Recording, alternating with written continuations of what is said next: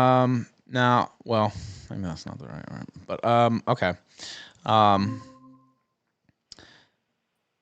Aaron Imholte from the Steel Toe Morning Show. Welcome to the kill stream, sir. How you doing? Can you hear me? You might have to Yes. adjust. Yes, you can hear me. Okay, how you doing? Oh, not good. Oh. Not good. Um, well, I always do this with new guests on the show, and so I won't change my status. We still have the hour 45, right? Since we moved it up an hour, right? Hour and a half, hour 45. Yeah. Yeah. We're good. Okay. All right. Hour Uh, 45. yeah. All right. Now, who are you? Introduce yourself. Most people know already, but Yeah. Yeah. I'm getting a echo back in my headphones here. We're good now. All right, never mind. Aaron Imholt from the Steel Toe Morning Show. Also Whoop, whoop. one of the four people, I guess, at least part-time. Who's banged your wife? I don't know if we'd say living with the Rekietas, but at least spending a good chunk of time there. Yeah. also, can you hear my co-hosts? Yes, I Yes, can. can you hear the co-host? Hello, sir. Hello, sir. Hello, brother. This Welcome. is buddy. Godwinson and Perspicacity. I don't know if you know those guys. You will by the end of it, I think. Yeah, you will Yeah. by the end. Now let I me don't- ask you. First off, people want me to ask you this based on some clips. Did you engineer this? Did you go to the police yourself? On No, the Rekieta? I didn't go to the police, and after reading the search warrant affidavit, I've been out of there for almost 8 weeks now, and that search warrant affidavit is really fucked up, and Yeah. I feel bad about not going, and the reason I didn't go, which was I didn't want to look like I was Guilty. Yeah, no. I mean, I've admitted You nearly everything. said it then. No, it was more. I didn't want to look like, ironically, like I was going in and just snitching on them. When you get to the point where you want to go and report it, you start wondering, okay, is a lot of this in my head? Like, is this maybe Well, not it as clearly bad as wasn't. I'm thinking it is? And it wasn't. And I'm not going to sit here and go, today's been hard for me. Today's been hard for me to live with the guilt that I have, because the whole thing is just fucking snowballing so fast. And I'm not like a commentator on it. I was part of it, and I don't feel good, if that makes sense. But you are doing a lot of commentary, Aaron. I am. On the very scenario. It's fucking bananas. It's like, it's on my show. I talk about my life, and I talk about the news. The news happens to be Yeah. my the two. But I are mean, on your show, intertwined. you kind of kept all this hidden, right? What's that? You kept all of this hidden on your show for a while, bro. I mean, you I weren't wouldn't say I telling kept everyone all in your of it hidden. audience I'd go that further. I'd Rackets say was doing rails off your wife's ass, Yeah, I would say I went further than and that's your life. concealed it. I lied. I mean, I fucking lied to protect people. You lied a And lot. once the really drunken stream came out last week, that I decided I gotta sing, because this is a disaster. Like this, to see in the search warrant affidavit that the show I did that Tuesday also showed up in the search warrant affidavit is kind of wild that they use that as part of the reason. I'm not going to pretend that's why I did it, but I mean, is that why you did it, though? It helped. What? Is that why you did it though? Because No, there's I some did it because I was- speculation. No, I did it because I was fucking pissed at Nick, just because I've had conversations with him. I've had conversations with all of them about, cutting the shit and not doing coke anymore. And it just, I was basically the narc. I was the wet rag. I believe the phrase they used was, you're trying to control our use. And I was kind of the odd man out in that regard. So I'm battling a lot of different emotions. And like I told you, Ralph, in a DM, you and Alex tonight are going to be the last shows outside of my channel I do, because I've been doing too many channels, too many shows, talking to too many people. I've just been kind of saying yes to everybody, because I thought it would be kind of almost therapeutic to get this out, but it ain't helping.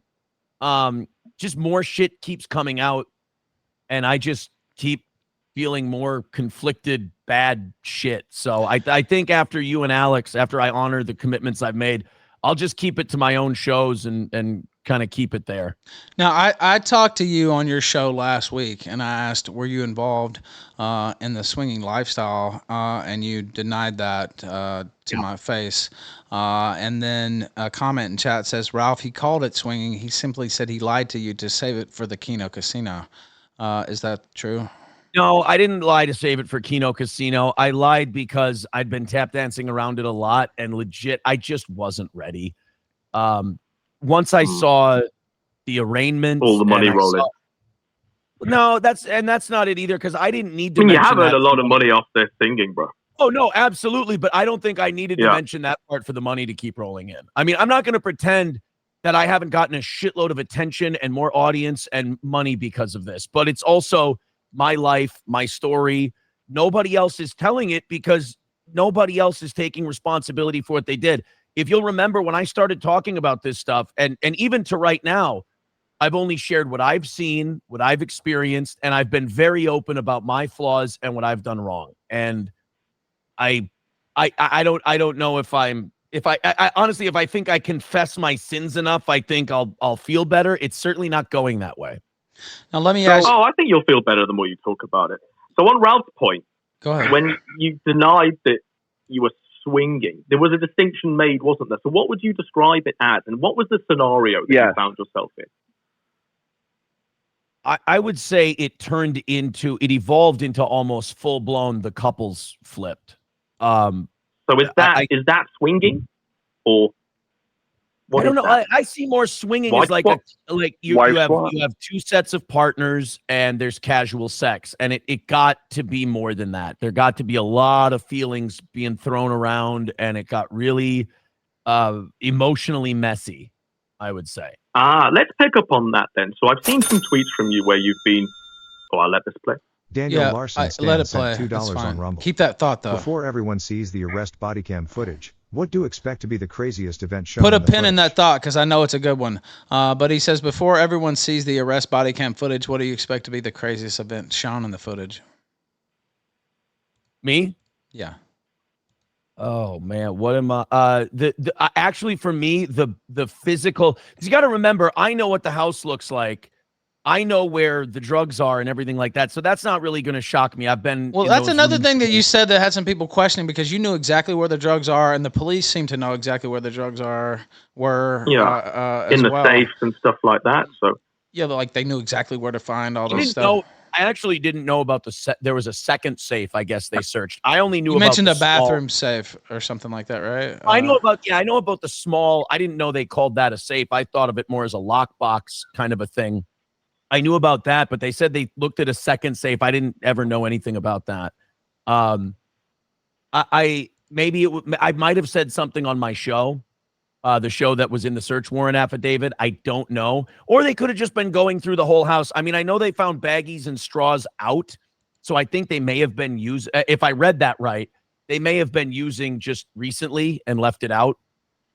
And that may have led them to search everything else. But I haven't talked to the, before they did the search warrant and all that, I never talked to any authorities or anything like that.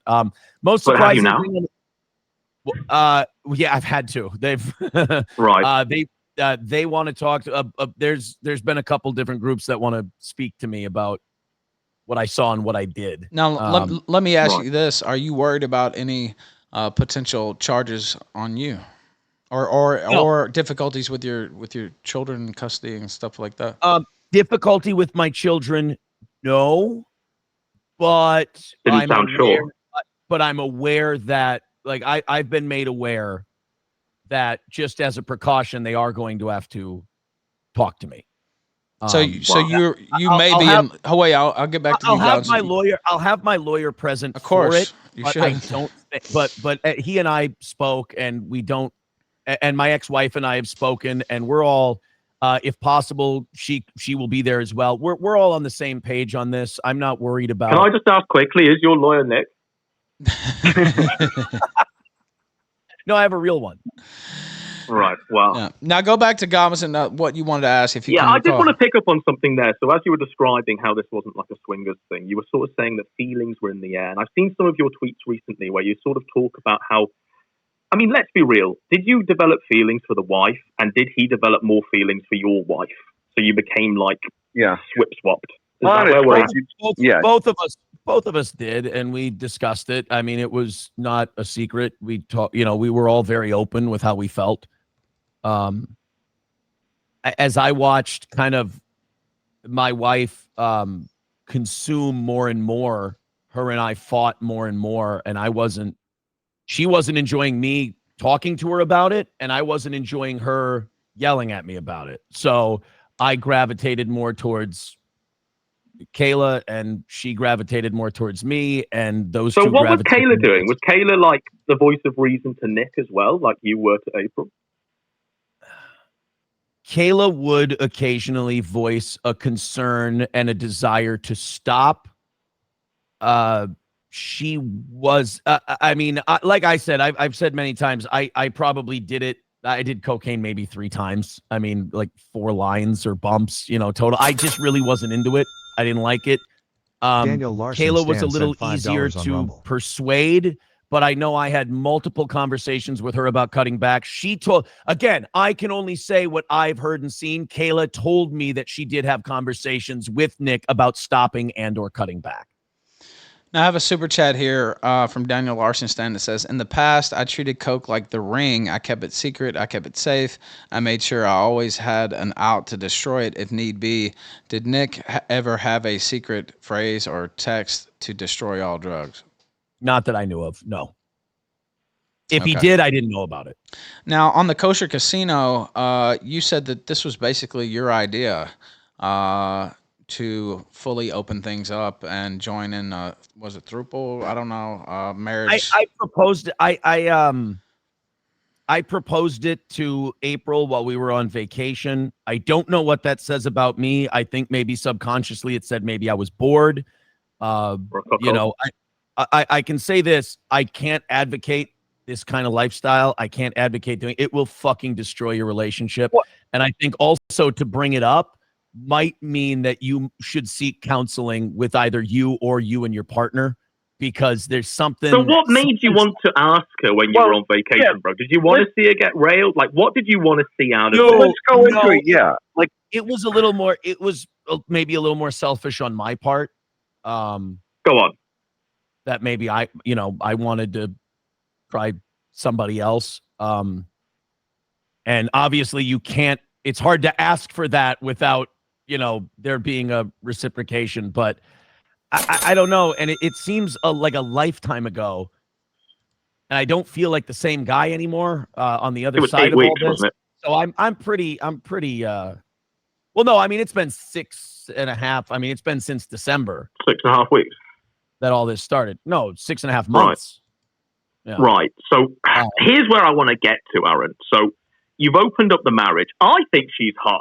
I do coke off her ass, Aaron, for real. She's beautiful. Yeah. I wouldn't really look much elsewhere. And if I was looking elsewhere, I wouldn't look at another man's wife who's 40. I'd be looking for younger bitches, to be honest. So what made you go to like the Rakieta household? How did that happen? I think it was the reputation. The clout that they had going in, and that it was, and that would probably be a I thought it was. Yeah. Now, it Godwinson is saying, was it the clout that they had, or was it just the reputation? We really, and that's what people are really kind of missing that part when they ask me, did Nick ever talk about this guy or that guy? Nick and I didn't talk about streaming. Nick and I didn't talk about. You just talked about fucking each other's wives. I mean, it wasn't really a lengthy. There weren't lengthy conversations all the time, but yeah, no, we didn't talk about that kind of stuff. I didn't see, any kind of raise in what I was doing based on hanging out with him. It really was a friendship. Like, we hung out after that comedy show. We went out drinking. It was a good time. And holy So when shit, did you ask him, hey, can I fuck your wife and can you fuck mine? When did that happen? When did that conversation occur? If you just go from, because I know you can be friends with people, but then to ask that of someone, that's fucked. Well, April and I talked about it, and then it became a 4-person group text. So it wasn't like individuals. And then we all sat down one day when we got back from vacation and we talked about it and, just it discussed it. And was everyone on the same page? From what I recall, yeah, everybody was interested in going that route. Yeah. Wow. Tell me about that first time then. So from that discussion, do you always get undressed and start fucking, or do you like? No, it didn't happen right away. I mean, it was a ways down the road. I mean, I don't think the first time was. I want to say until late December, January, maybe. All right, now let me ask this question. Then I want to. That's the beginning, though, isn't it? Wait. Hold on. Let me ask this. It is. But 1 second. By the way, callers. If I could, finish your thought. Finish your thought. I feel like with everything that's going on now, I feel like I'm feeling really shitty about the amount of sex stuff I've divulged. Once I started, I just couldn't fucking stop myself like an asshole. So if we could get this topic kind of rolling and out, well, I mean, we'll roll with it. But as you said at the top of this, open and honesty and letting it all out is the best catharsis, and it's the best part of healing. Isn't it? I understand. I absolutely agree with you. And you didn't seem to feel that way on the Kosher Casino, to be honest. They're asking about. I mean, I will say his manner here and your manner here, Aaron, is a lot more sort of measured and serious. You're not sort of, completely pissing away this marriage. So I assume that she's been in touch and you're trying to work this out, right? No, not at all. This has all been my, if I could use the phrase, my own personal journey. You got to remember, Mein Kampf. This is my struggle. It's like I don't know the right way to handle this, and I'm kind of just throwing everything at the wall. And day to day, I feel differently about the whole thing than I did the day before. I mean, there's times I get done with a stream and I go, "Fuck, I shouldn't have said that." Or I get done with a stream and I think, "Fuck, I should have said that." All right, now it's Daniel Larson sent $5. I'm not expecting nobody should feel any fucking sympathy for me, but I'm having a hard time navigating the thing. The one thing I always want to make sure that I'm doing though is when I talk, what I'm saying is accurate, factual, and correct. All right, now let me ask you super chat questions. Noseberg33 says, "How do you feel knowing they're facing 25 years in prison? I don't think you quite comprehend the severity of that." One day I feel like, you know what, fucking good, because these drugs, and this stuff helped contribute to a situation where I fucking lost everything. And well, not everything. I mean, obviously I have my children, I have my health, I have all that, but like it made me lose something that I thought I'd have for a long time. And it got out of hand and it got fucked up. And but then there are other days where I go, well, hey, Aaron, you're responsible for that too. Like you had a part to play in this too. So the 25 years, what I'm really hoping is they admit what they did. They're facing 25 years in prison, man. Like you don't just plead guilty. No, what I'd like to see. Well, and look, as I talk to my lawyer, there's a lot of, if they take the right steps, I don't think they're going to spend any time in jail. If they can go to rehab, go to therapy, get off this shit, kick it, bleed down, and work. Their number one goal right now, I wish, should be getting their children back. And the only way they're going to be able to get their children back is if they admit that this all got away from them. This life is unlivable, that they need to get better. My emotions run the gambit constantly. I'm not doing the greatest, but right now there's a lot more compassion than I've had the last couple days, because seeing like those kids have been through enough, and I hope they get their fucking parents back. But the only way, but I can't just sit here and be an asshole and go, "Oh, I need them to have their parents back." But their parents need to be in a position to be good parents. They can't just go back to what they were. So what I know they're facing 25 years. I hope they feel that pressure. I hope they can find a way to cut some kind of a deal that involves them taking the right kind of steps, a probationary sentence that doesn't let them have any drugs or alcohol, and they can get on the path to getting their kids back, because they have money. They have a beautiful house. They have all the advantages that people need to make this work and not worry. They just need to take those those personal responsibility steps so they can get healthy. That's what I'd like to see. All right, now let me read this super chat. And, well, another one just came in. Hold on, let me. Octopus Cakes and $3 question for Aaron. And I'll read them both. Hold on, just let me one at a time. And I appreciate the support. Hopefully, we can hit the goal again. Daniel Larson Stan says, "Original Mr. Man in chat is right. If you're looking for another hookup, did you know that Warski's mom is available and quite the swinger?" I didn't know that. No, I'm not sure. I can't confirm that. But I've learned a lot about the little beefs in this portion of the internet, and holy fuck! I definitely wouldn't suggest his girlfriend because she is a real homunculus. But anyway, yeah, I'll leave that there. And you, by the way, PPP trying to get you to dox their kids' location. I on the thought show. that was pretty seedy. That was disgusting. Bro. And I mean, the one part I actually do somewhat respect you for is that you kind of said. Yes, and I wanted to give you a gold star for not revealing that, and they were pressuring you to do so. At least he was, and you could have done that, and you didn't. So I will give you credit. I will give you credit there. $10. Congrats on your 15 well, thank you. minutes. I mean, obviously I'm not gonna. I wasn't gonna answer that question. Yeah, that was fucked up. Yeah, that's too much. I think we can all agree. I mean, look, all of us have a lot to atone for. All of us did a lot of things wrong, and I was kind of hoping that if I came out and I admitted what I did wrong and talked about what I saw, other people would too. But the kids did nothing wrong, so I'm not going to implicate them in anything or talk about them or reveal names or ages or anything like that. I completely agree. I only want to hold the guilty accountable, and I'm one of the guilty.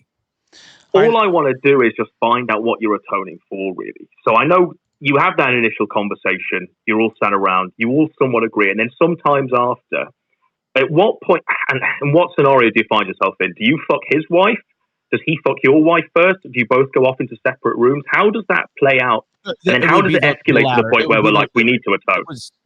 It was the last one. It was, you'd go off into separate rooms. It was never like all together giant orgy type of thing. It was not that. And I think that probably contributed to the feelings developing and everything else when you're alone with somebody else, Yeah. Now, and how did he try to dox the kids? Unpleasant Alex, he asked where they were staying, and they would immediately be doxed on Kiwi Farms, just as April was doxed last night on Kiwi Farms. That's how. So if you want to run defense for those faggots, don't even try it in my chat. Whoa. No, Yeah, that's shitty. I really, because one thing I do want to say is that I really hope that April gets better and goes back to who she was, because she really is a beautiful, incredible person. And what her and I have been through, it's too late. It's too far gone for both of us. But I really hope she gets back to who she was at the beginning of this, because she's the fact that Aim Alex, the fact that wait, the fact that Aim Alex would try to run defense for the kosher casino is just insane. By the way, and I'll say that publicly. And if I see you do it again, we're gonna have a problem. I'm just gonna tell you that right now, a big problem. Now let me read this super chat from Octopus. He says, "Question for Aaron: what made you want to swoop your nubile cutie wife?" He's saying this for a busted haggard 40-year-old that had 5 kids, who must have a body like porridge and a plastic hair and a vagina like a wizard sleeve. Again, not me saying that. Super chat. None of that. First of all, I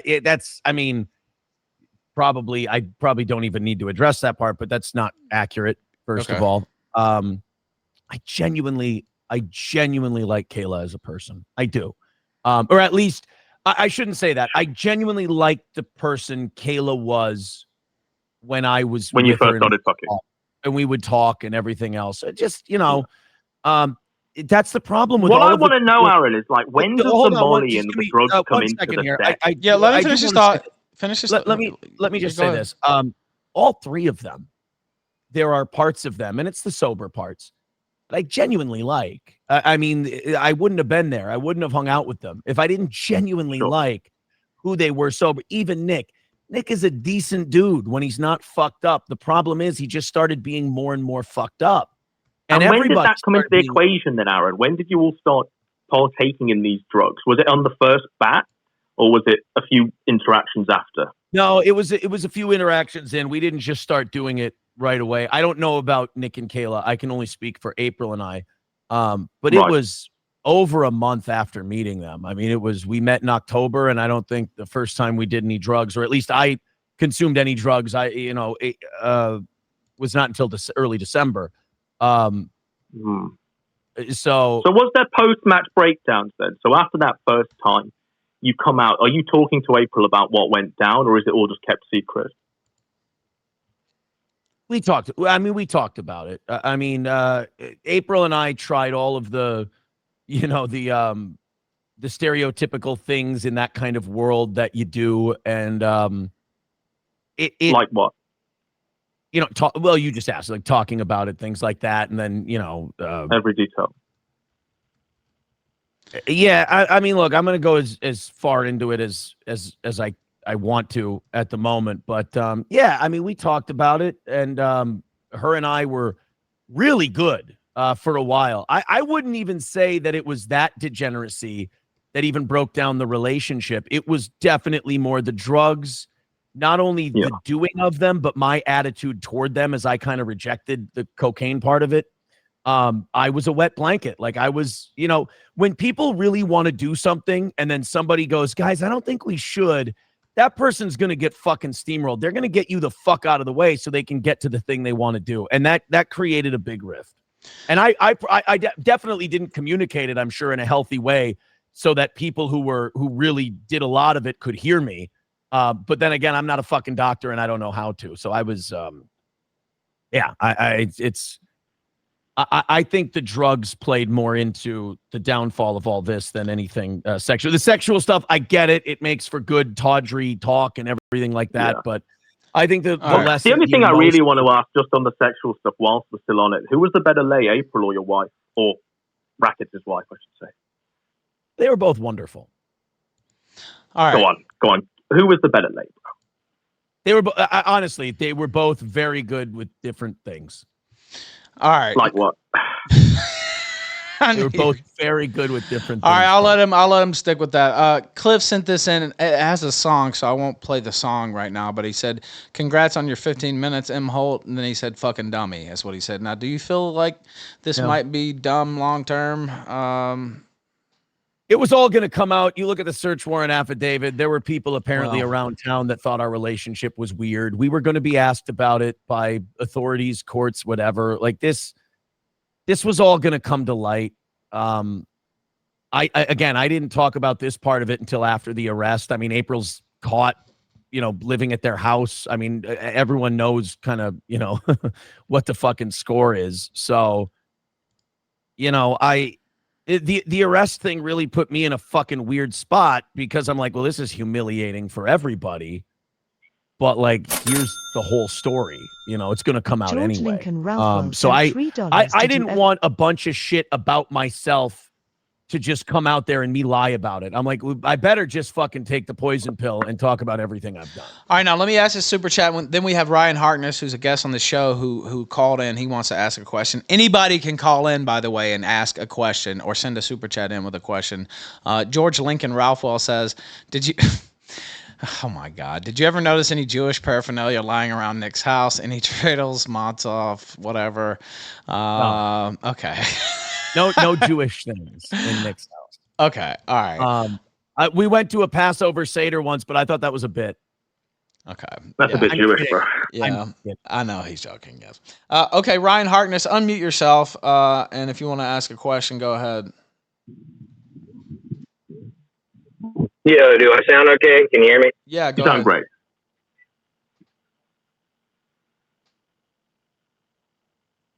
Go ahead. You can speak. Well, there's another Master super chat. 33 sent $1 on Rumble. Are you or are you not Matt Jarbo? Are you not Matt Jarbo? I don't know about that. By the way, Perspicacity, I'm trying to get him back in here. I don't know if he had to step away or what. I think his browser crashed, Ralph. Okay, all right. Well, when he's ready, just let me know, Perspicacity. Shamu is here. Okay, Perspicacity's back now. I actually wanted to let Perspicacity open a line of questioning because I figured he had a few as well.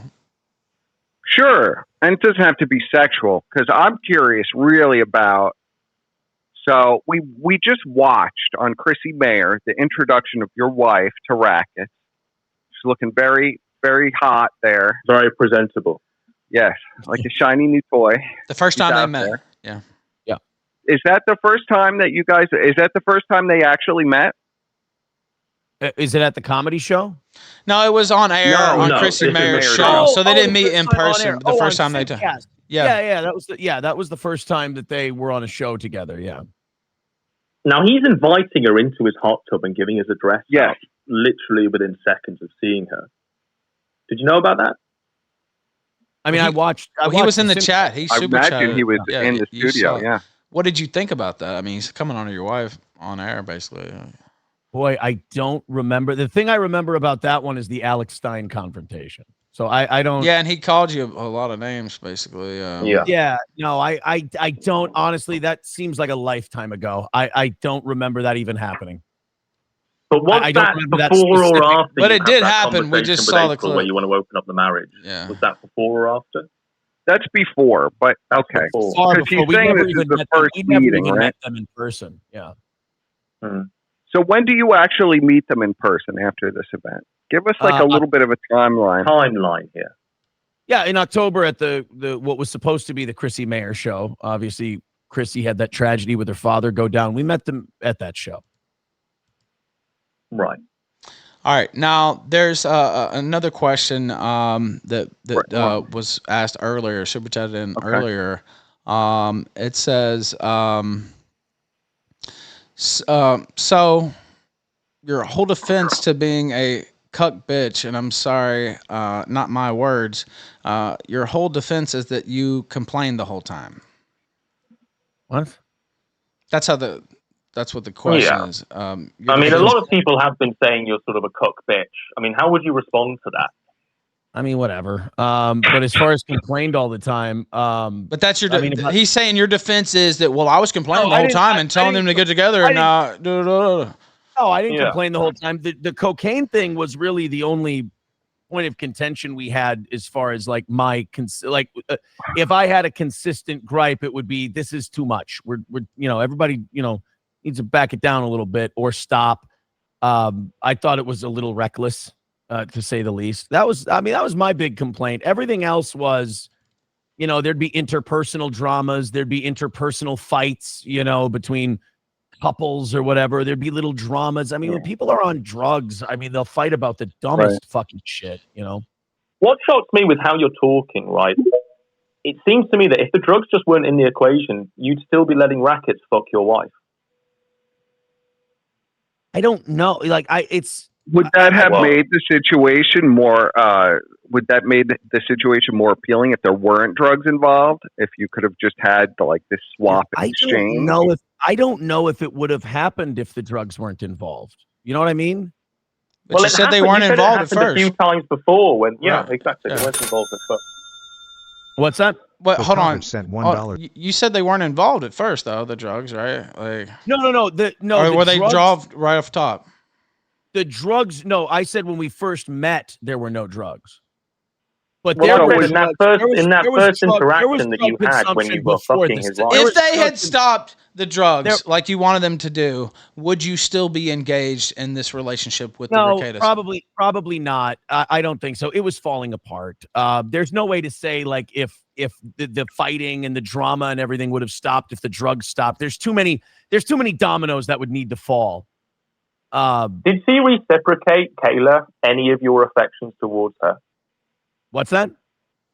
Did Kayla reciprocate any of the feelings that you were having towards her? Oh, absolutely. And were you really in love with her, or are you just saying that to try to dig the knife into Nick's back? I don't know. Looking back, I don't know. I know at the time I thought I was, and I know at the time she thought she was. I don't know. To the point of what? Were you planning to sort of elope, get out of there? No, monogamous together? Nothing. Were you hoping just to? Because it kind of seems like you were already annoyed with your wife, so it was a good way to kind of swap off. It was private. It seems to me, right? You instigated this by your own words, and it seems to me that you had something called cuck's remorse when it finally did kind of happen. Would you agree with that, Aaron, brother?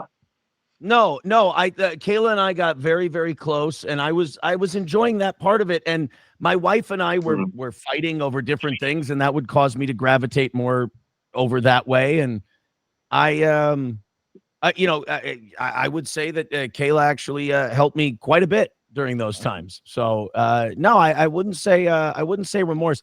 I mean, obviously, we saw how this whole thing ended. Like there were a lot of fucking things going on. There were a lot of fires to put out, and it all just caught up with everybody. Now, let me ask you about the warrant and the alleged shape of the kids or whatever. Again, these are allegations put forth by the police, so I'll keep it as alleged.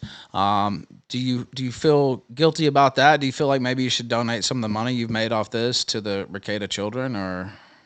I do feel guilty about that. But the other thing I will say is I've been gone from that situation for almost 2 months, and what they described seems quite accelerated from when I left. It seems like things went even more downhill, because some of the stuff in that, like the description of the kids and what they said, that shocked the shit out of me.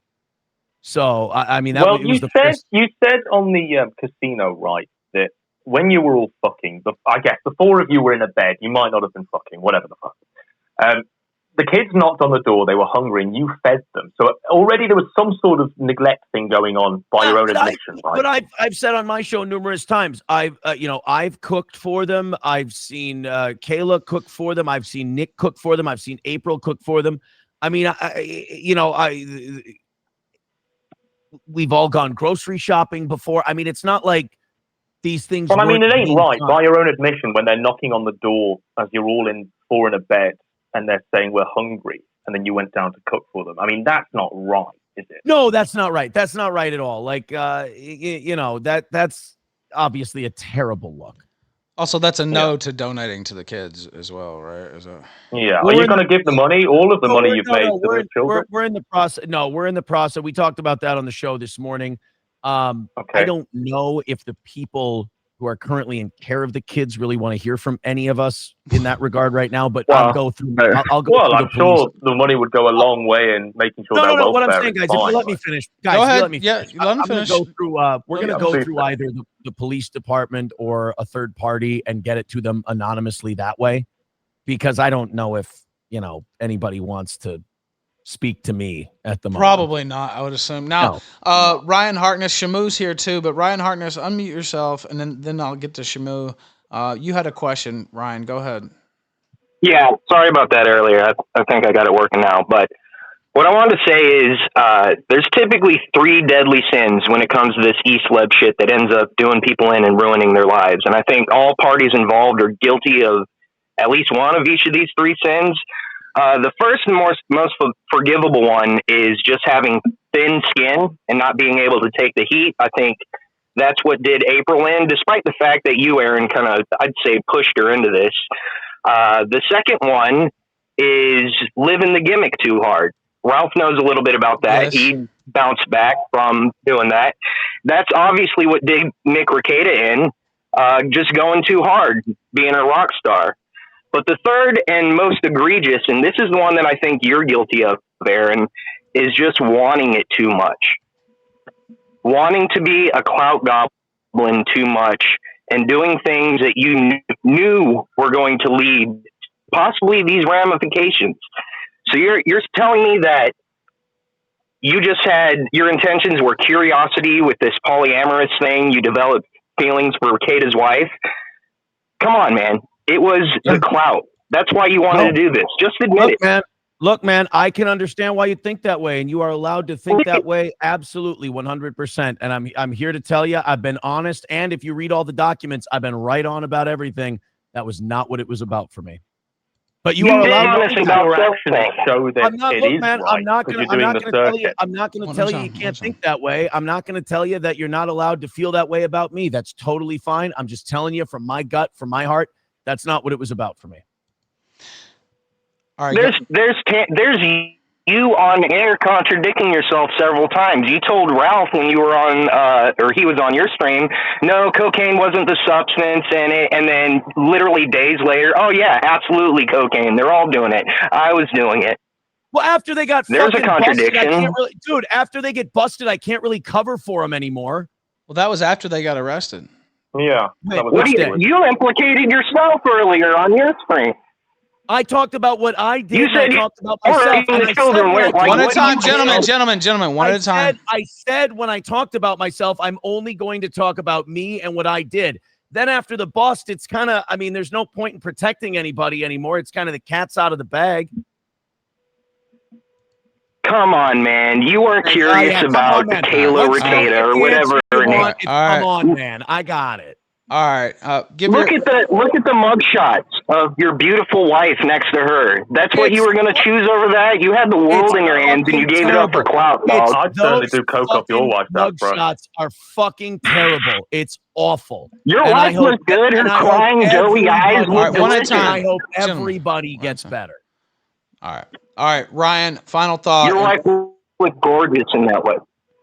I thought she still looked good in the pic. Yeah, I mean, I ain't gonna lie. A lot of men lining up to fuck your soon-to-be ex-wife, it looks like. All right, no, I didn't say that. I didn't say that. I didn't say that. Look, we all did what we did. We're all responsible for what we did. So you guys have your fun. You guys say what you. I mean, that's what I did. I set myself up for it. All right, Ryan, give your papers, Aaron. Or are you going to divorce this bitch? Aaron, already filed. The sooner you admit this, gentlemen, one at a time. Listen to me. I run this show one at a time. Now, Ryan, give your final thoughts here, and then I'm gonna let Shamu in. And Godwinson had something he wanted to say too, I think. But just I run the show and speak one at a time. Go ahead. Look what you got to deal with now, Aaron. You're gonna get 15 minutes because you were chasing the clout. You have to relive Nick Rekieta sticking his dick in your wife, which you could have retained if you didn't throw her ass on air for clout in the first place. If you didn't pursue this relationship for clout in the first place, you could justify it all you want. But this is going to end. You know, the attention span of people is less than 48 hours. The super chats are going to dry up. You are going to have to rest on the laurels of doing the Steel Toe morning show. And you should have just did that and had it be good and done the biggest, best, most funny show that you could.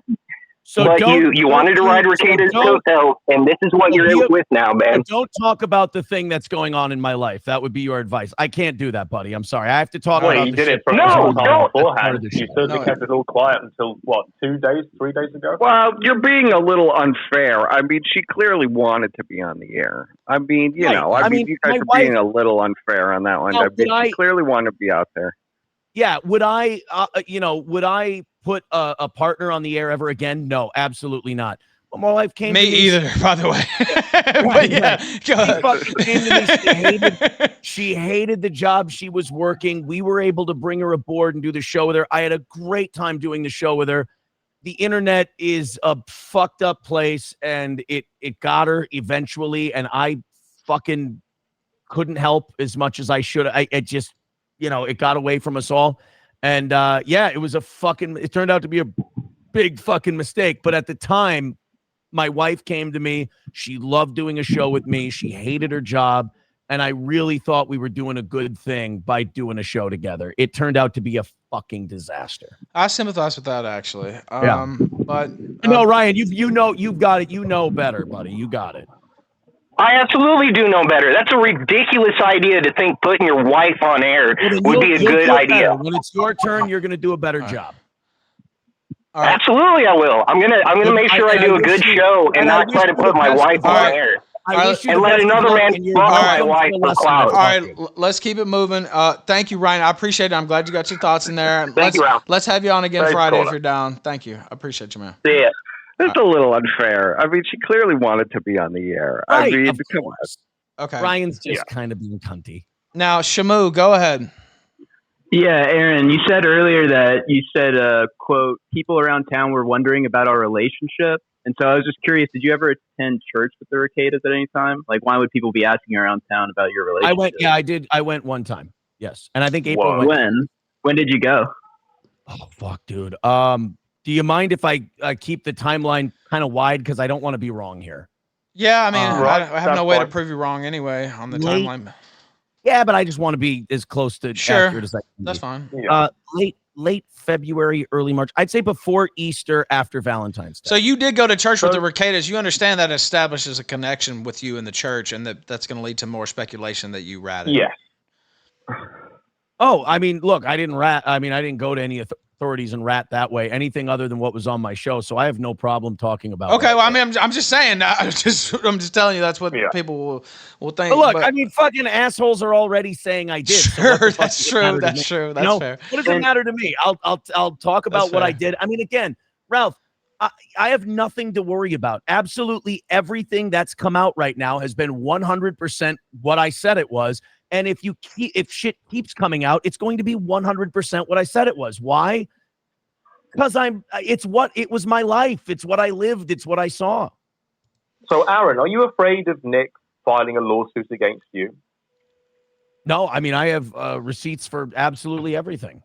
I mean, I you name it. I mean, I can back up I mean, first of all, most of what I've been talking about was found in that search. So, I mean, right there. Sent $3 too bad the Vikings. All right, so and then I think Shamu dropped, but Tom Grossi says, "Too bad the Vikings suck," or you can move on to the sports grift. Is what they say. Right? Yeah, I could go. All right, we have another caller here. Let's see. And I wanted it to be like this, actually. Galactic sent wait, let me get the super chat in first. You didn't go to authorities and rat that way. Did you go to anyone in the parish and confide in them? Okay, so Galactic says, when you say you didn't go to the authorities and rat that way, did you go to anyone in the parish and confide in them? I honestly have not talked to anybody in their church. One guy recognized me from the show and shook my hand while I was there. Other than that, I didn't talk to anybody. Bullshit, bro. Does anyone even watch your show? Well, they have been lately. We had a big radio show in St. Cloud. That's where the guy knew me from, was the radio show. Yes. Right.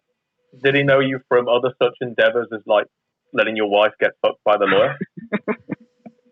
Oh yeah, it was that one too. Yeah, he probably saw it.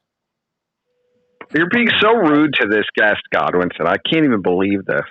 I want to hear what drew him into this relationship. It's all fair game. Everybody's talking about it. Everybody's discussing it. People get their time. All right, Robert, go ahead, unmute yourself, and then I'll let Perspicacity, since he wants to go into deep thought, which is fine, and I'm down with that too. But go ahead, caller, get your thoughts in. Yeah, I only really got one question. Earlier, he said he heard he decided to go this route with the Rekietas because he heard about their reputation. How salacious is that reputation? How bad is it? How much did you kind of know before you even got into this situation? Just the general idea that they had, which would be they had been what's the word? They had been God, what's the fucking swinging? No, that they had been tangibly linked to it. Go on.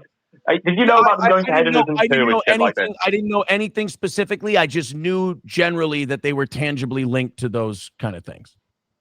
And was this like talks with other creators, or where did you get this information? Just the lore around the internet. I never talked to anybody about it. What specifically did you hear and see? That they were interested. That they were, because you're being very vague with your answer. Like, I mean, no, you're asking me what I knew beforehand. That's all I knew beforehand. I'm not like a big, But you had to have seen something, right, or heard something. Like you're not giving the specifics of what you saw. All I heard is that they were into that kind of lifestyle. That's literally all. But how did you hear it? I guess is what I'm saying. Like.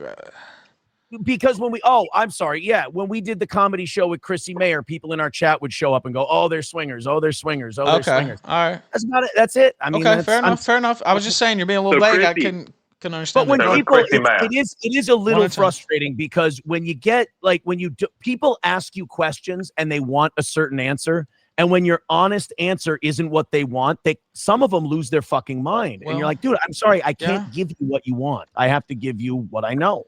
I understand how that goes. All right, Robert, finish up your thoughts. All right, so you're saying basically around the time you met up with Chrissy at the comedy show, that's when people started bombarding the chat, and you're saying that Chrissy didn't say, "Hey, these guys are known for this or that," or are you?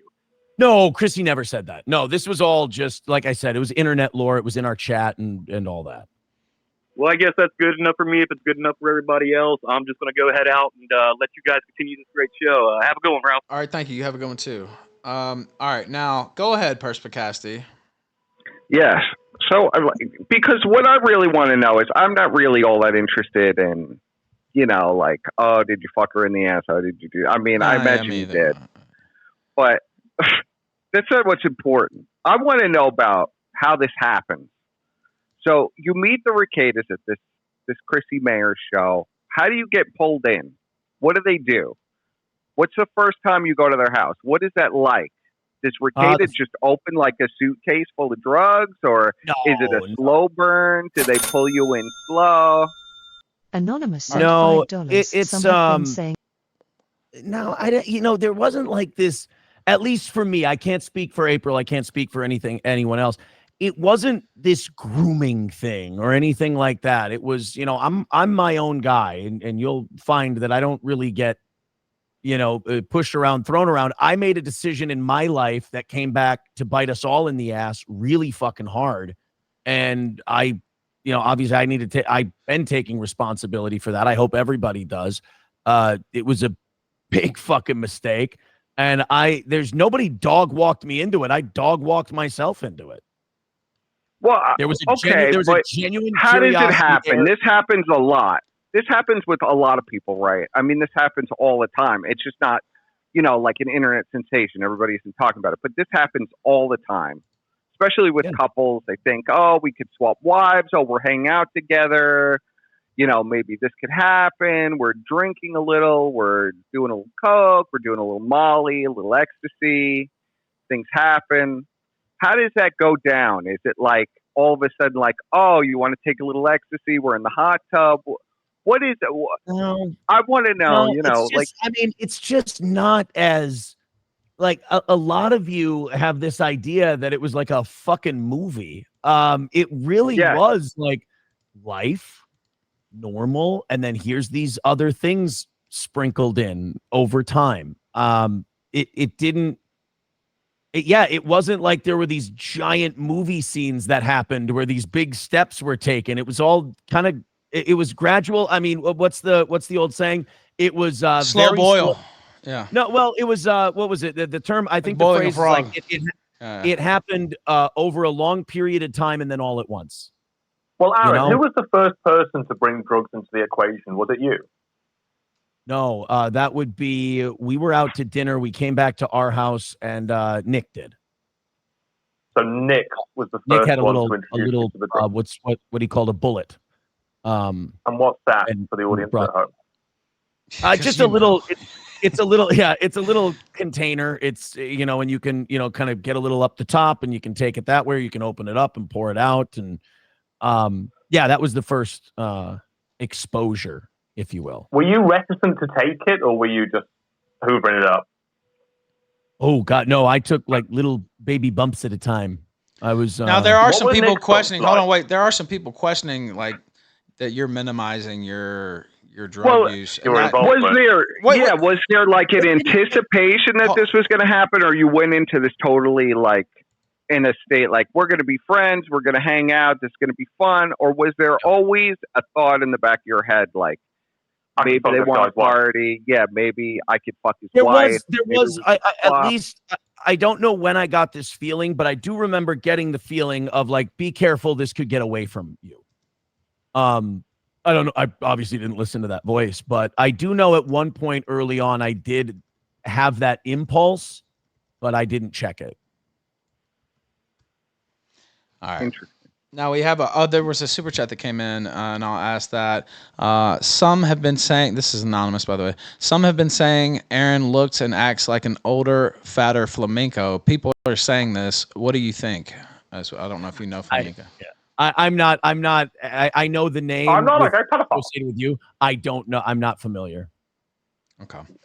Now let me let the next caller in here. Go ahead, JD Power. After it connects, if it connects, go ahead, unmute yourself. If you can, if you can't, then now go ahead. Hello? Yep, go ahead. Just curious on like how much blow you think like you guys were doing in like just say like a weekend type style. Like how hard did it go? I don't know. It's a question that's too specific for me to be able to answer. I don't know. I thought so. I don't know measurements. I don't know how much they had. Who was taking the most blow? Who was hitting it the hardest? From what I saw Nick do the most, but that doesn't mean he was doing the most. Again, everything I say is what I saw, my eyeballs. I'm not saying he did the most. I'm saying I saw him do the most personally. Now, obviously, that does beg the question. Now, a lot of people have been asking, was there any homosexual entanglements with Nick Rekieta? And obviously, if you're looking at Nick doing more drugs than your own wife and the other bitches around you, that kind of does feed into that. Were there any homosexual interactions with Nick? No, there was nothing gay going on. Was there almost gay? Was there like no? There was not almost gay. There was was there any Eiffel Towering going on? There was a healthy amount of immature homophobia, I think, in the whole thing. No accidental touching or anything like that? No accidental touching. No Eiffel Towers? Yeah. Did Nick ever throw a pass? No. Neither of give us. You an eye? No, neither of us were into that sort of a thing. You catch Nick, you come out, and Nick is looking at you. I know you want Nick to be gay. I'm playing with you. Necessarily. No, but I do feel it's apt to ask this as we're on this question. Was it always protected sex, or were you shooting blanks into Taylor? Well, I've had a vasectomy, so there was no, I've had 3 kids. You're shooting blanks into us. Was Rakic shooting his fresh load? I mean, he's got 5 kids. Was he going into your wife, or? I don't know, and I didn't care to know. What if he had gotten your wife pregnant? Was she on? That would have been a fucking disaster, and I might have been arrested for homicide. Was she on birth control, or is that going too deep with it, or like? Was she on birth control? No. Okay. Whoa. Oh, fucking hell. Well, you were in a very dangerous situation then there, brother. You fucking think? Well, I'm saying you're letting him possibly, shoot off in your wife. Like, that could have happened. If you've watched any coverage of mine of this whole thing, there is not any one part of it that I'm telling people to go out and do because it's I'm not saying you're advertising it, but I just didn't realize that it was. I would think. I'll be honest, Ralph. He's a great advertisement for his wife. Where can I sign up? Anyway, all right, JD Power, get your final thoughts in. I got one more question. What like when you found that little bullet of coke in your house around kids? Like, allegedly, what did you do? Did you just call him up or allegedly? Like, did you was he there and you just fucking waited out on him, or like did you have to call him up? I lost my fucking mind. I yelled, "Everybody, get the fuck out of the house! Leave! Get the fuck out of here!" Sent my kids outside to play and just fucking lost it. That was because I had asked very early on when Nick was over at my house. My kids were not home. Nick took out the bullet again, and he put a little bump or a small line out on my kitchen counter and just did it. And I just looked at him. I said, "What the fuck are you doing?" I go, what the fuck? I go, I got 3 kids that come here. If my ex-wife found out there was a fucking speck of this shit, I'm going to lose my fucking kids. Don't ever bring it in my house. My house was a known no drug zone. I was not. But it was all right to do in his house with 5 kids being homeschooled. That's a fair question. Yeah, no, that's not only a fair question. That's an accurate statement of how we treated it, and it's fucking dog shit. And we have a lot to atone for, and we fucked up big time. None of us are innocent. Bad parents, bad spouses, bad everything. But it was okay to do coke around his kids at his house, but not at your house. Not around his kids. I will say this. Well, not around his kids, but at the same house as his kids. Yeah, I'm just making sure you right. I know you guys weren't snorting up lines in front of the kids, but it was at the house with the kids there, allegedly, according to you. Allegedly. I mean, they found I'm putting allegedly because I'm playing this neutral, and I get it. But the cops found it at the house, and the kids were home. I mean, obviously. But you see why some might say, like, well, it's okay at his house with all these kids, but not yours. Like, did you feel like there was designated zones, like clearly this bathroom and this master bedroom were like the designated zone? It was more like I had a set of rules for my house, and I didn't feel like I could set rules for other people at their house. Did you let Nick fuck your I wife would have loved it. your house? I would have loved it if cocaine never entered the equation. That would have been fucking great. But that's not the way it was. Sounds it. All right. Did Nick fuck your wife at your house, or was that off the rules? You are fucking obsessed with the sex part, dude. You got to get that checked. You got to get that checked on, buddy, because you're going to take that as a yes. You're sniffing way too much dick, buddy. You're sniffing everybo's dick in this whole Well, you thing. were just on the Keno Casino, and they did the same. They did worse than what we're doing. Oh, they sniffed my dick too. Everybody's dick sniffing. 100. But you put your dick out there to be sniffed, right? Like, I mean, there's a lot of I did. You're right. You stuck your dick out and said, "Hey, sniff it," and so now people are asking these questions, right? But there's a lot of repetitive questions. Yeah, I understand. Yeah, I understand. That's fair. All right. Let's move off that. Let's take a caller. Let's see. Go. Let's see when it connects. Go ahead, caller. Unmute yourself, please. Hello. Yes. Hello. Hello, sir. Go ahead. Okay. I was wondering about the Nick and April in the stream, the bunker stream, so to speak. Was there the logistical possibility for April to be under that desk? No, I mean, just the way that desk is and the way the equipment's set up and everything. I know that's like popular lore right now. And mind you, I wasn't there at that time. I'd been gone for a while by the time that stream happened. But no, it's just not. It's not feasible. Was there a hole in the back of the desk she could have crawled under? No, I'm just talking about the amount of gear and wires and physical stands and things like that are in the. There's just not a way. Without hearing, there's no way to get to where you would need to be without it making like audible noise. Like that, like the noise. Yeah, I think you might be right about that. When they turned up that noise all the way, you would have heard a lot of knocking around of shit and moving of things. I mean, it's when I got my dick sucked on there, I pressed mute so that it couldn't be heard. And went off camera. But now I have gotten my dick sucked on the kill stream live. Yeah, for sure. My table here is wide open. Yeah. My table here, it is possible. I think there's clips of there up, unfortunately, of me having it done to myself. But it's a little more wide. Yes, that's why I turned the camera off and muted the mic. Really done it all, and then, as for the children, is it true that their clothing was just unwashed? That they were walking around, for days in the same set of clothing? And I can tell you this, like I said, is this Lord of the Flies with you serving out the SpaghettiOs? All right, and thank you, caller. By the way, go ahead. Yes, that must have been something that fell apart in the last 7 or 8 weeks because I never saw the kids wearing like 3 or 4 day old clothes or stinking or anything like that. Like I never. I mean, the kids always had clean clothes on and everything else. I don't know. But then again, I've been gone for almost 2 months. So who fucking knows? Did the kids know about what was going on in the house, or was it all kept from them, Aaron? It was kept Were from they with them. the nanny the whole time?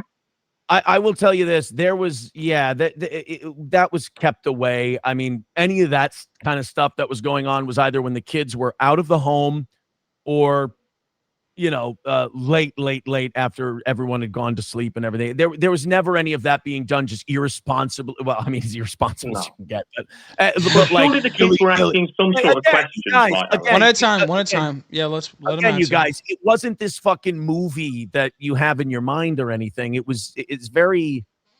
I'm just like, I'm a Rekieta kid. I'm going into the kitchen. I'm seeing you standing there making me SpaghettiOs. And I'm like, who are you? What's going on? Like, can you explain this to me? And there's another woman there as well. It must be confusing for a kid, right? I don't think that's unreasonable. Again, you're asking me to theorize on something, and that's their own thoughts. Uncomfortable I'm doing. I can only talk to you about what I experienced, and no kid ever asked me any weird, strange questions about them. Or just like, who are you? Did the kid ever ask, who are you? What are you doing in the kitchen? No. We were introduced to the kids early on, and they got to know us. And yeah. Okay. Now there were allegations in the search warrant of track marks or track-like marks on Rekieta's arms. Personally, I press X to doubt on that. But did you ever see him do anything like that? I don't Never think. once. Yes. Never once. So saw him even you No. aren't running with that. Yeah. Look, man. Look. What? I don't. I Let him don't. answer. I don't. I hate who Nick became, and I hate that he's not taking responsibility for it. This man was a friend of mine. Like, I did like this guy, and when he's sober, he's not a bad guy. But man, those fucking demons that he's got really turn him into a completely different person. And I just want these people, to just fucking snap out of it. I want them, I'm going through a lot of emotions with this, and I thought maybe I could work through them on air. And I told you, Ralph, privately now that I'm really starting to feel that that's not possible, and I'm spiraling a bit. Well, you've got Alex Stein next, Aaron. I mean, you've got to keep that commitment. I'm going to honor. Well, I'm going to honor the two commitments. And he that I've trashed got, you. I thought you would. He trashed you pretty hard in the clip that we were. I know, Ralph. I'm sure he did. I can't fucking listen to everybody who. Well, you were there in the chat. Like, that was the first time April met Rekieta, and he's calling you. He's like, how did you get? How did you get with Aaron? Like, oh my God, you're so out of his league, and Alex trash and you. Alex and I have spoken a lot since then. I've been on his show. He's been on mine. Okay, fair enough. Yeah, no, we've worked that out. Kind of like Gino Bisconti and I in real life are very good friends. We started out just shitting on each other. But he's a good guy too. I'm gonna do these two shows, and then I'll keep it to my show because I'm fucking overexposing myself like crazy and didn't realize it until I looked at all the bookings I've been doing. And number two, this is gonna end. Like, this is the coverage of this is all gonna be done. I gotta get back to doing my fucking show at some point. The only thing is my show is talking about my life and talking about the news. And like I said, my life is the news. The news is my life at the moment. Well, I can tell you this for a fact. It's not going to end anytime soon. And this will be with you forever. Yeah, Ralph has been dealing with this for years. Right. Well, scandals and stuff like that, like, it'll be with you forever. But I'm saying more coming down the line. Rekieta's going to come back and stream. All this stuff's going to happen. Like, it won't just go away. And by the way, caller, you can stop requesting. You've already called in, so we're doing our thing here. If somebody else wants to call in, no disrespect, but you've already had your call in. I mean, there's more to come. Like, this thing is still got a lot of burn on it. Well, I do. Wait. Let him answer. And then I really hope that because I heard something today about he was going nuts in some group chat or something and saying stuff he shouldn't. I really hope that before he does any kind of comeback or anything like that, he goes and gets help. He goes and gets sober, and he does it the right way, because he's facing very serious shit right now, and he can't be slipping up. I really just want the fucking guy, and I want Kayla, and I want April. Well, April isn't facing any charges.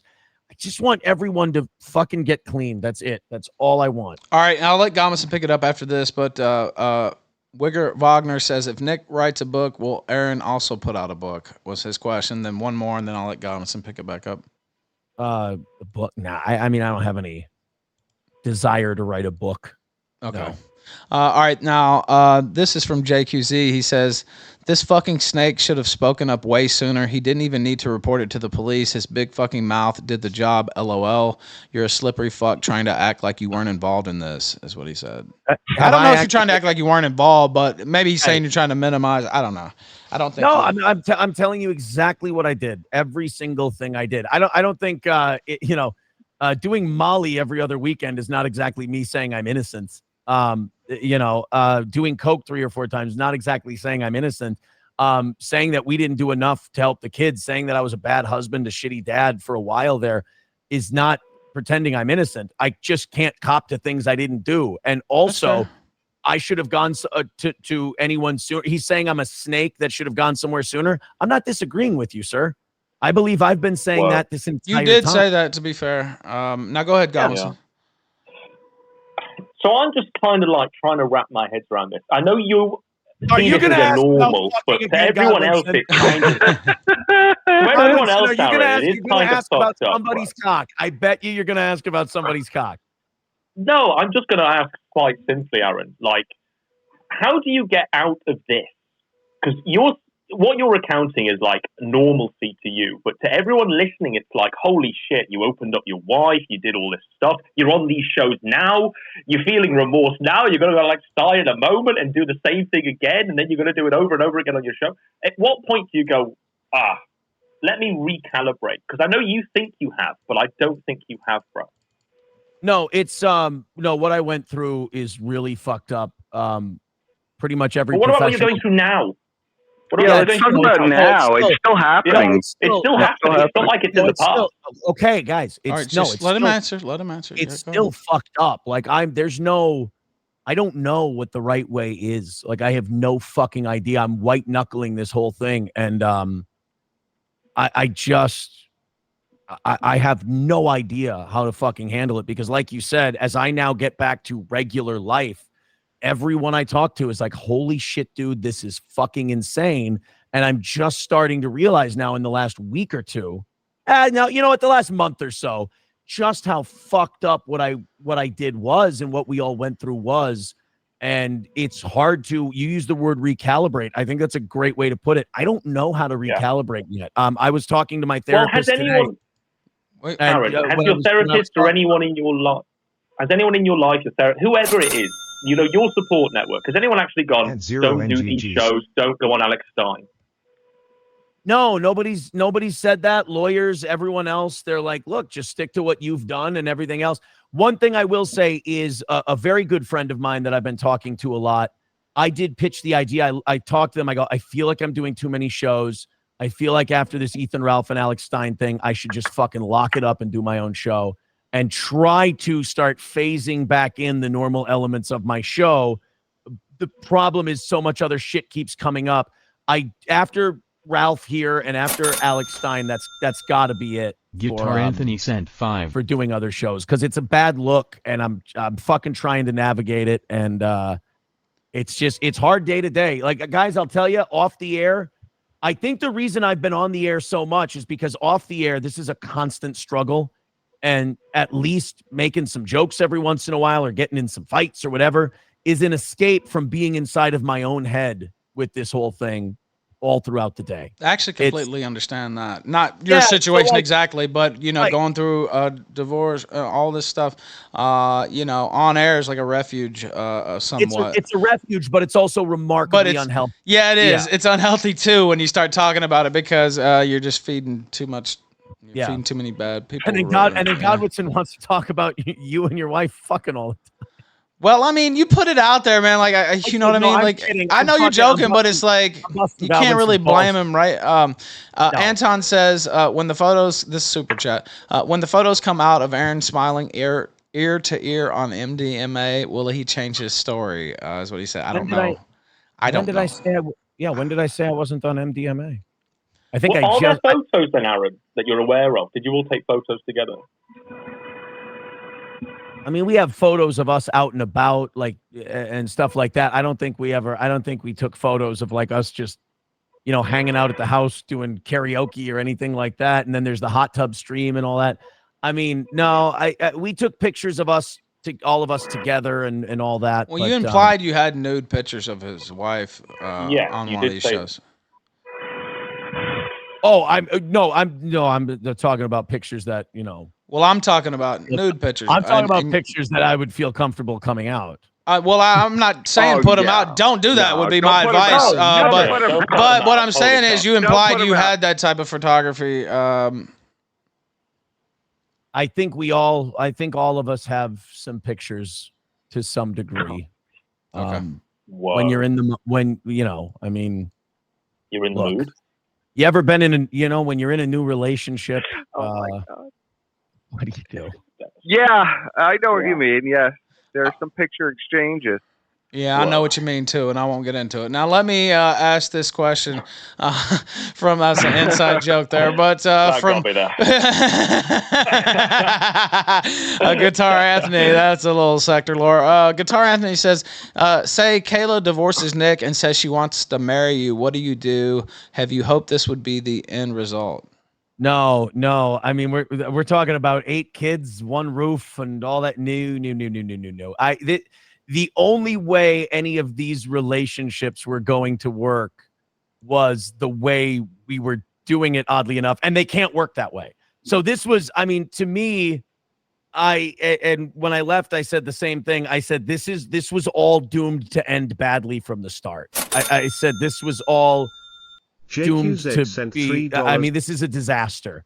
And, I got a text from Kayla Monday where she said you were right. Yeah, no, I don't want to go into all that. Just let's leave the text. Let's leave the text out of that. Because they're not here to speak for themselves. Sure. I decided not to. I decided not to go down that road. Yeah.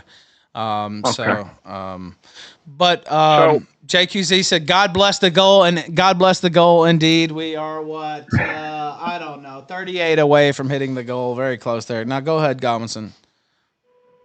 It was me. Excuse me, Adam. Okay, go ahead. I wanted to say. So you think that like the drugs and everything are a way, it makes it a lot more normal when you're in it because you're like constantly under this influence. You don't have to think about it. Is that what you're saying? No, I'm saying that, I mean, maybe, you know what, maybe a little bit, but also it's just when you introduce different forms of degeneracy, perhaps other forms of degeneracy don't seem as bad. You're already, sure. Basically we're already into it to this level. So what's this level? If you're already, sure. To go from like, if you're at church on Sunday and you go, hey, let's trade wives, like that's fucked up. But if you go, let's go for a beer, let's have some Coke, do this, let's do that. Like if it builds slowly, it's a little easier, I guess. So you're saying it was a slow build? Like it started out very normal, and then all of a sudden there was one night where things went too far, and then that became like the norm. Yeah, again, we met in October, and none of this stuff. I mean, it was 2 months before any of that kind of stuff started. Okay. All right, go ahead, Godwinson, because I'm returning a message here. Yeah, sure. So, what made April stay? I mean, because you were in a loving relationship, I guess. What made us stay, Aaron? Not at that point, we weren't. No, at that point, it was too far gone. We were just fighting fucking constantly. And, when one person is on something and the other person isn't on that thing, there's no fucking way to communicate. You're not hearing each other. You're not the way her brain works and the way my brain works is different. And if I talk to her about this problem, she perceives it as that problem and vice versa. I hear her say something, I say it back to her wrong. I mean, two people that were like this went that way. I mean, and just went in different directions, and it just wasn't, we weren't the same couple anymore. As a man, as a husband, right, you kind of play that proactive role where you can go, look, don't do the drugs. Look, come with me. Come home. Yes. Right. I mean, you take that proactive approach, don't you? Did you try? And I did. Yeah, I did take that proactive approach. It clearly did not work. It was just did you really, or was it just like complaining and whinging? And it led to multiple just knockdown, drag out, screaming matches in our home, in their home. I mean, it just got fucking nasty. And it just got, and I'm sure the way I communicated it to her once it got heated was probably fucking, ripped her apart. And then the way she talked to me fucked me up. And we both became two different people than we started out. So these knockout drag out fights, is this like the next day after the first time happens? Do you wake up and you say, oh my God, what did we do? And then you have like this incredible reaction to it? No, it was maybe the thing her and I fought about was drugs. Right. Yeah. That's what her and I fought about. The other stuff, the more they fought with each other, the more we fought with each other, the more this is what made it so unhealthy, was our coping mechanism was each other. Q_Jasshole sent $1. So if you were fighting with your spouse, you'd go and talk to the other person about it. And that's remarkably unhealthy, but that other person comforted you and made you feel better. So you spent more time around them naturally. Here's a little take, and please shoot this down, Aaron, if you feel it's completely off the wall. So this is your idea, by your own admission. You brought April into this, right? Now, it looks like April. Let me clarify one. Let me clarify one thing quick. Go ahead. I'm the one who verbalized it out loud first. I think it was kind of heading that way. Right. But I verbalized it first. Whatever. Yes. But do you think that, and let's be fair to April here, do you think that she was consuming more and more drugs to pacify this, to try and get rid of those thoughts where she's thinking, you know, I'm in a marriage, I'm supposed to be married to this guy, but he wants me to fuck other people? So do you think that's what made her take more and more drugs to try and like medicate herself to make herself okay with the normalcy? I've thought about it because maybe the closeness that Kayla and I were exhibiting, because the two of them did sit Kayla and I down on multiple occasions and say, when you two talk to each other, you don't hear anyone else, or, you know, this and that. Like there would be like discussions about like, you know, closeness, stuff like that. And maybe me in my anger towards April when we would fight, maybe me flaunting my feeling, not flaunting, but, you know, having these clear feelings for another person in front of her may have caused her more pain than she let on. Again, she never said this to me. This is my total speculation, 100%.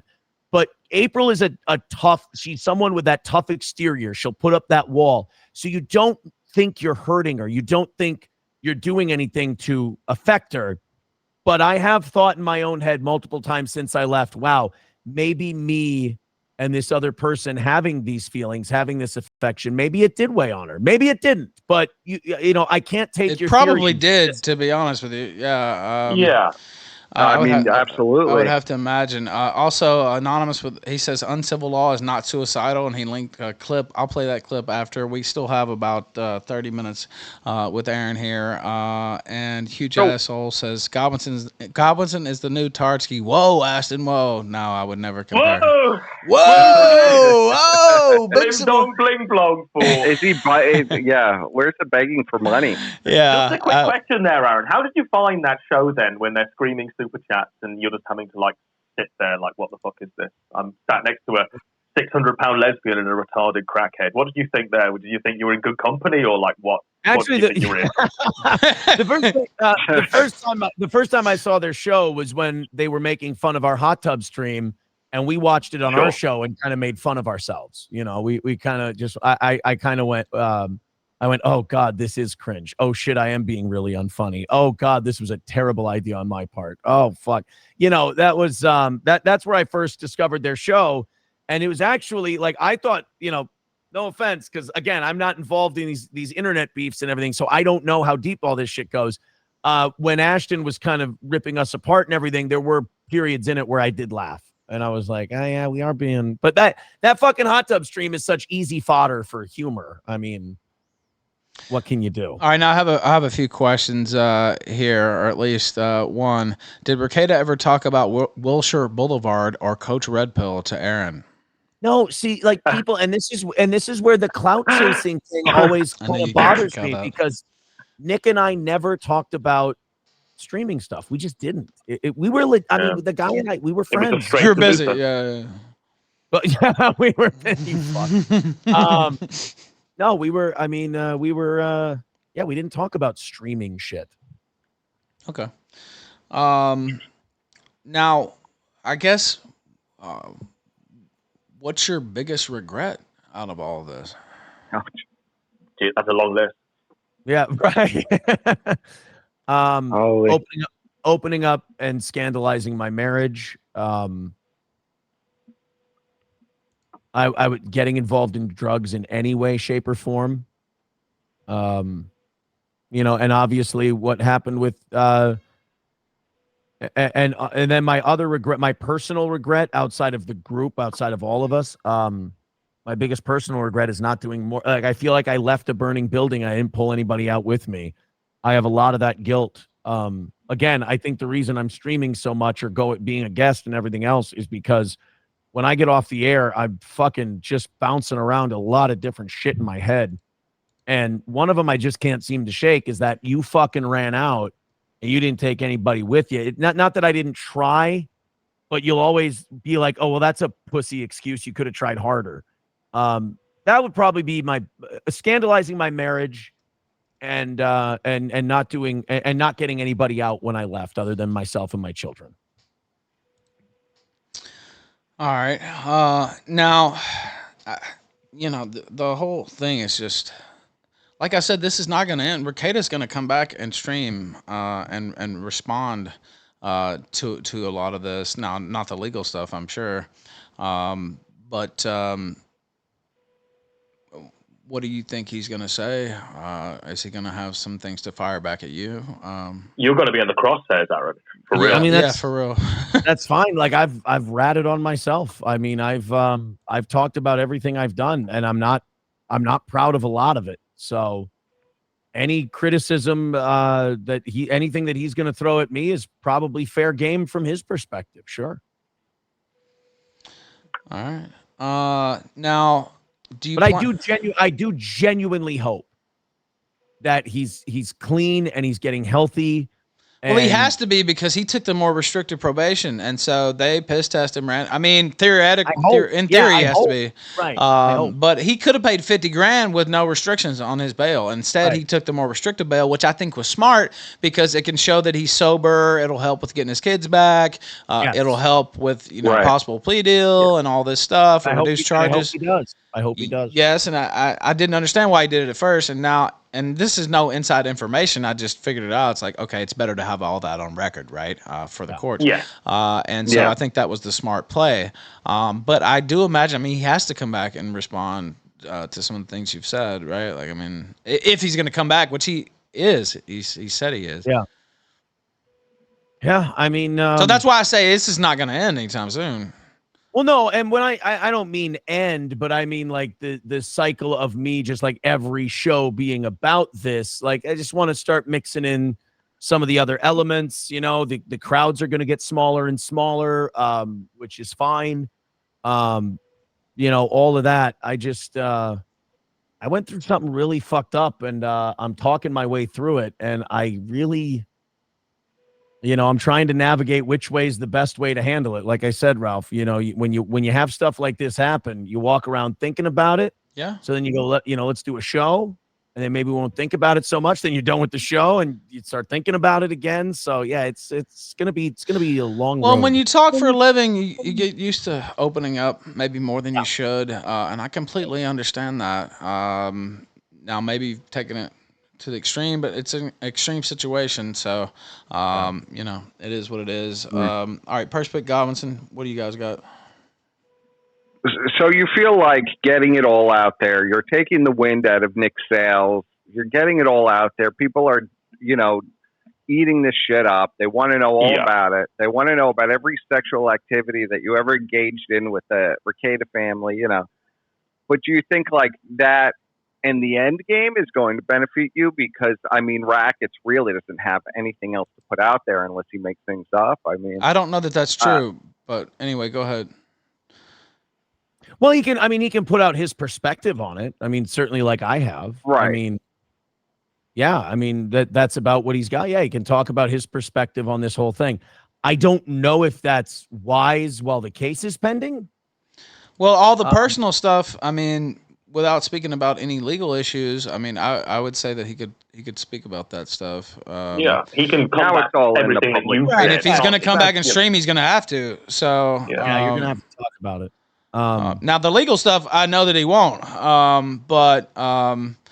And I got the quote from him last night. That was a legitimate quote that I got from him, and he said he wished you $1 million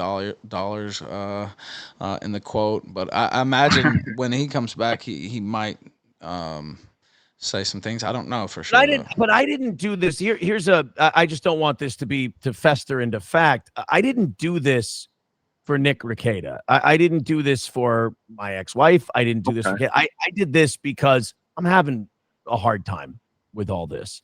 And I'm trying to figure out a way to exercise it. And one of the ways I thought would be bearing my soul, talking about the shit I did. Trying to navigate, doing a show where you talk about yourself, but also not having this giant fucking cloud of lies and dishonesty over your head where you've got to, it's really fucking hard to lie about shit every day. It was hard to tell Yeah, you should know the feeling.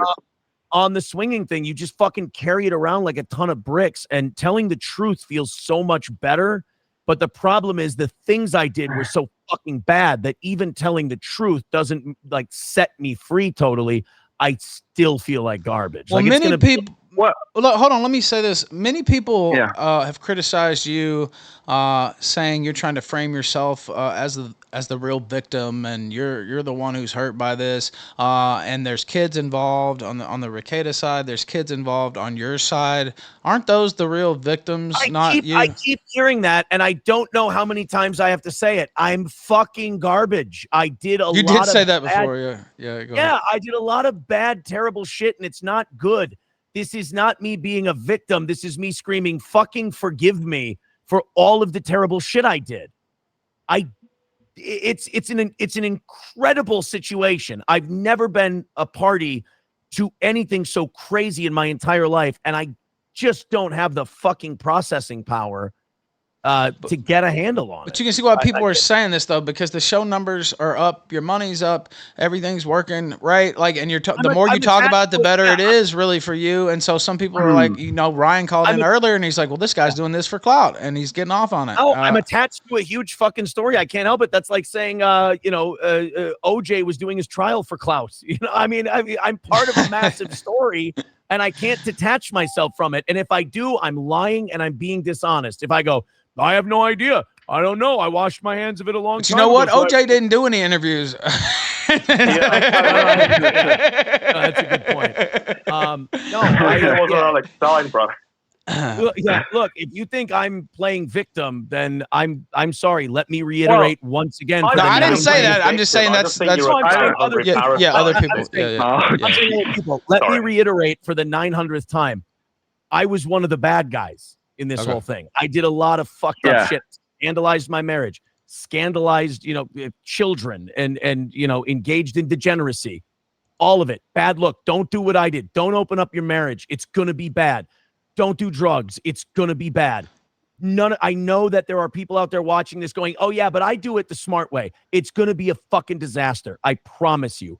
I don't think there's any smart way to let another man fuck your wife and you watching the caller, but I guess, been a pleasure to meet you guys. Well, he'll remember your name at least. I was going to say, don't you think that this hot tub stream was actually like a call for help almost? Like you wanted people to know. And a lot of people did pick up on that as a call for help. People were like, what the fuck? And I know people in your audience were like, what's going on, Steel Toe? Was that a call for help? No, that's really interesting. My attitude towards it was, the swinging rumors were already starting at that point, and they'd been going for a while. Like, these guys are all fucking each other. It's amazing. Like I've said before, there's so many things that you read online, like rumors and people's ideas, that you almost look around at each other and go, are you guys leaking shit to people? Because it's like these people are in the fucking room sometimes. But the hot tub stream, my idea of it was, all these people are saying this shit, guys. Why don't we just go so over the top, silly shit with it that, people maybe back off the rumor.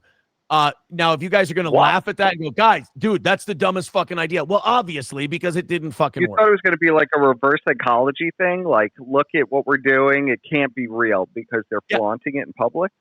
Yeah. Hey, you know what? Yeah. It turns out we made another really dumb fucking decision. Yeah. You really are nuts, bro. Yeah, it's going to be a long road back to anything healthy from this. But then why deny it the whole way until like this week? Right, you clearly wanted people to know. That's what's the most curious part of this whole thing. You clearly wanted people to know. Once the arrest thing happened, I can't really hide that part anymore. April getting caught with that, and then the whole internet blows up with, and Nick's stream and they're fucking each other and this, that, and the other thing, and it's just like, and then you're carrying around that lie that you just keep lying and lying and lying, and then. Well, here's the thing, bro. Like, April's charges got dropped. You both could have just kept your noses clean and just literally walked away from all of this and kept your silence. Am I wrong? everybody knows that we were there a lot. Everybody knows we were hanging out with them a lot. There's no honest way to go, oh yeah, that was, oh yeah, fucking no, I had no idea. Like, people would have sniffed that one out. By the way, if we hit the goal while Aaron's still here, I'll give you the big reveal that I've been teasing throughout the show, and we are what $32 away. I got about 10 minutes. That's about 10 minutes on the clock. Yeah, and you kept your word, and I'm glad you moved it up a little bit so we could have our original time. Have you? And you don't have to answer this, by the way, because I hate even really asking about kids, etc. But has it affected that area of your life? Have you had to talk about this with your kids, or like, and you don't have to go there if you don't want, but my ex-wife and I have talked about it, and my kids are doing great. They're doing really, really well. That's good to hear, bro. I've talked about it on my show. They started to sense April getting my oldest. Not the other two, but my oldest started to sense April not being around as much anymore, and when she was here, being distant. I heard after the fact that my oldest was saying, I don't know if I want to go to dad's because I don't know what kind of mood April's going to be in, and this and that. And then, and when I found out about that, I'm like, we're not going to be able to repair this thing. And, I gotta, that's gotta be it, yeah, that now that that's all been cleared out and I pulled my head out of my ass, they've been very happy. I mean, they've been very thrilled, and they've actually been a big part of my support system, and they've been really great. All right, we got about 9 minutes here. Godwinson Perspic speed run. Yes. Do you think there's any chance of repairing this marriage with April? She's a very good-looking girl. It seems like she's been waylaid. He really wants you to repair the marriage. You seem to take accountability. Do you think you can reel it back and fix this marriage? There is no. No, I think we've hurt each other way too much, and also I want her to get better, and I want her to become, a better version of what we all are now. I think she does have it in her. And I don't think I'm a healthy option for that. I think the things we did to scandalize our marriage and our relationship, I don't think you can put that toothpaste back in the tube. So I don't think I'm good for her. I don't think. So have you filed papers, or is she filed papers? Yes, I filed papers. Yeah. Was this whole union a way to try to salvage the marriage in some kind of way? Because that's what it sounds like. It definitely is. As naive as this sounds, and as unsatisfactory as this is going to sound to a lot of people, I think we just thought it would be fun. And maybe it could just be harmless, and you could keep it to just exploring these fantasy things and all that. And it doesn't work that way. Did you find she was quite hard to keep up with? Like, she's in her 20s. You're obviously a lot older. You've got kids. Oh no, she was hard to keep up with. No. She was fun. She was a lot of fun. No, I didn't have any problem keeping up.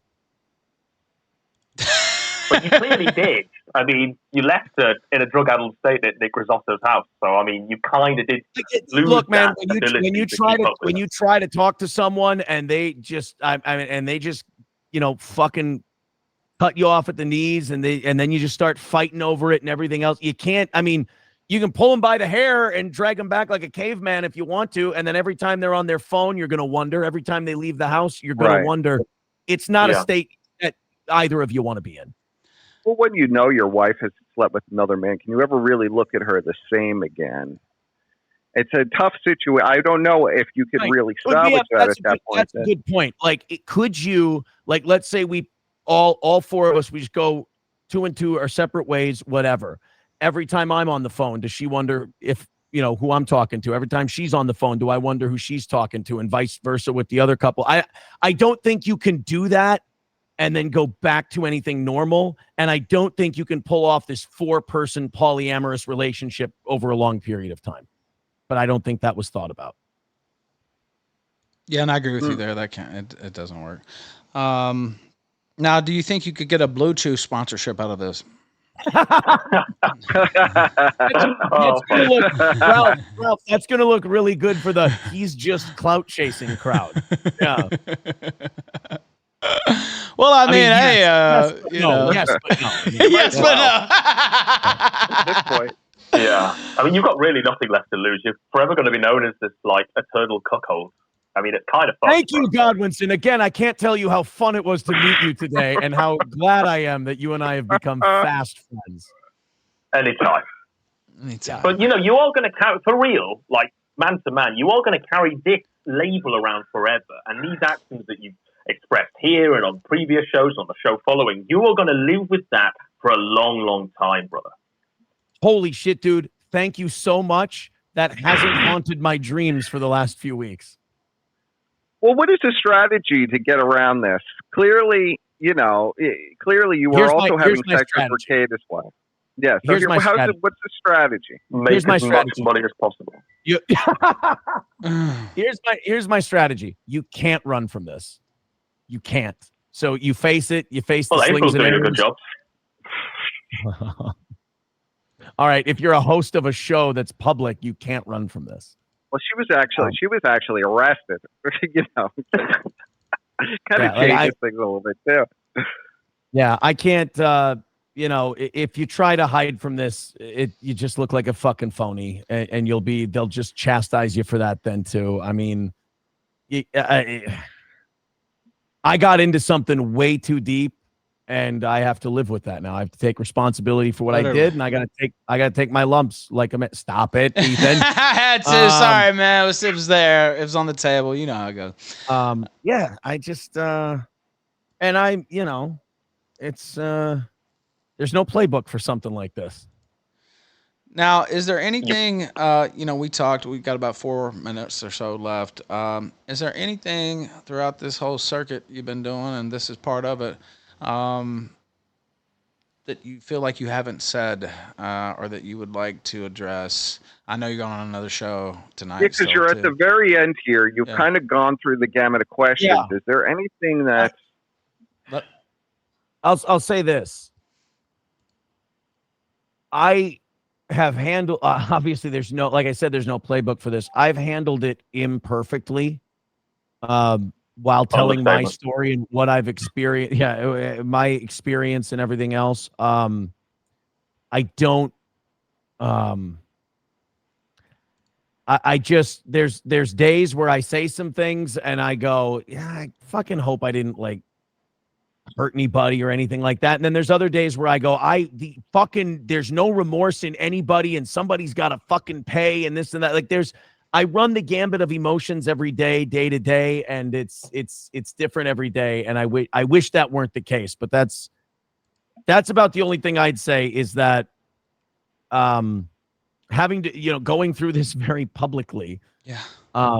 With, you know, and I do feel like I've had to discuss a lot of things that I wasn't discussing before because other things were happening. You know, the Nick drunk stream, the arrest, everything else. I mean, holy shit. The whole thing has been a fucking crazy wreck. You got to remember when all this stuff was going down last week, I was kind of like, my routines were coming back and things were getting back to normal. And then a fucking atom bomb goes off, and now you're scrambling and you have to try and deal with it while on the air, but then also in your private life. Well, the big thing before was Mersh roasting you and your co-host and stuff. And then I was watching it and I was trying to set up a Blood Sports, which you were down for, by the way. And then, you know, that didn't happen, but that was the main thing. And then this whole bomb just came out of nowhere.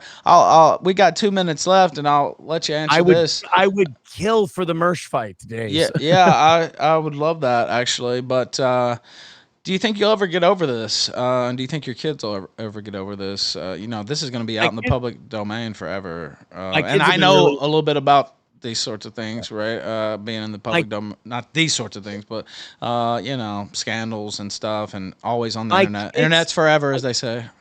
My kids have been very resilient about it. I will say this. I won't be the same. Whoever I was going to be before this, that's gone, and someone new is going to take that place, and we'll see what that does. Again, I know this. What's that? Say it again, Godwinson. Yeah, what did you say? I called him a cuckafly because he's being worse. You motherfucker! All right, finish your thought though. Finish your thought. yeah, what I mean, just again, be as open and honest about it as possible because you never know what's going to come out, and just admit to what you did. You know, the old saying, if you tell the truth, you don't have to have a good memory, and just face the slings and arrows of it. You can't run from what we did. That's for sure.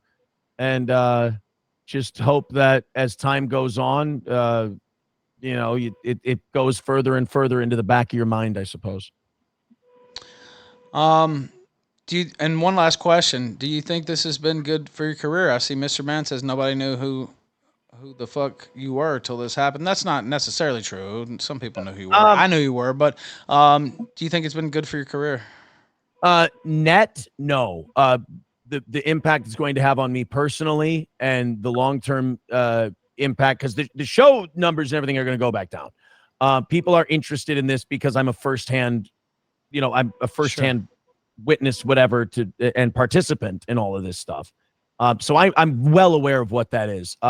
No, I don't think it's a net positive. I don't. I think short term, there's a lot of eyeballs on it because I'm a freak show right now. I'm not the ringleader. I'm one of the circus animals, and I know that.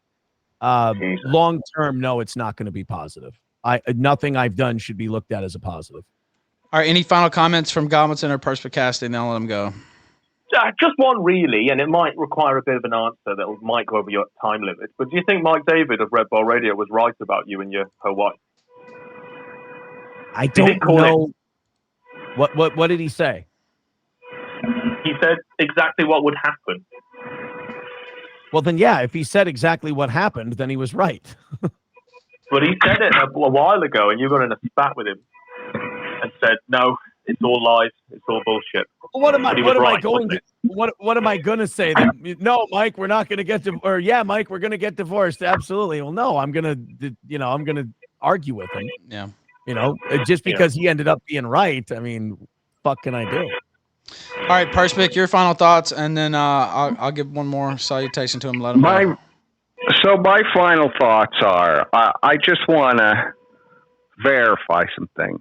So it started off friendly, things got sexual, then drugs came into the picture to kind of make everything copacetic. People are getting upset, people are feeling jealous, people are feeling all these things, so we do a bump of coke or some Molly or whatever. Inhibitions go away, things get out of control. So you're saying no. I think again, I think you're kind of fucking up the timeline and everything else. You're really kind of putting this in like an organized Hollywood movie thing, and that's it. It's all kind of swirling around. Like and you'll have to forgive me because it is a whirlwind experience in my life, but it's all just kind of swirling around, and it's this tornado of chaos. I mean, so you're saying like 1 week everything feels normal, everything is normal, and then the next week it's crazy, and then the next week you're lulled in and it feels normal. Is that what you're saying? It's like this whirlwind. That's not bad. Here's how I describe it. Guitar Anthony sent $32. Here are my final thoughts. Bomb goes off and there's a drama or a disaster, and then you move past that, and then a week or two, everything's good, whatever, and then boom, another disaster, another drama, whatever. It's not as cut and dry as, well, it went here, and then it's not this linear progression. It's ups and downs, it's peaks and valleys. It's a giant mess. By the way, we hit the goal, and I said I would make the reveal while you're here if we hit the goal. And I have been promised the first solo interview with Nick Rekieta when he comes back to streaming. He's going to do his own stream, but I'm glad I put that bet down. I've been promised. I've been promised the first solo interview with Rekieta, so that's why I said it's not going to end, most likely. So, but I thank you for honoring your commitment and coming on this show and opening yourself up to callers. I wanted to do it a different way than the kosher casino, right? And have more people involved, etc. And you took it on the chin, and I appreciate your time, and I wish you the best. All right, thank you, buddy. Even though you're a complete piece of shit, Aaron, at least you I understand. I understand, Godwinson. I don't think we're going to be at each other's Christmases. Probably not. Are you trying to offer a swap?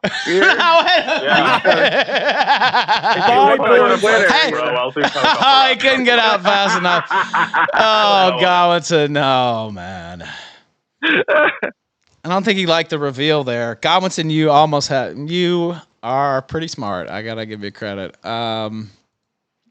Godwinson called it earlier in the show, in case you missed it, that was the Bear in mind, I had no clues or forewarning. No, he had no. I didn't tell him at all, and I think that may have upset Aaron a little bit. I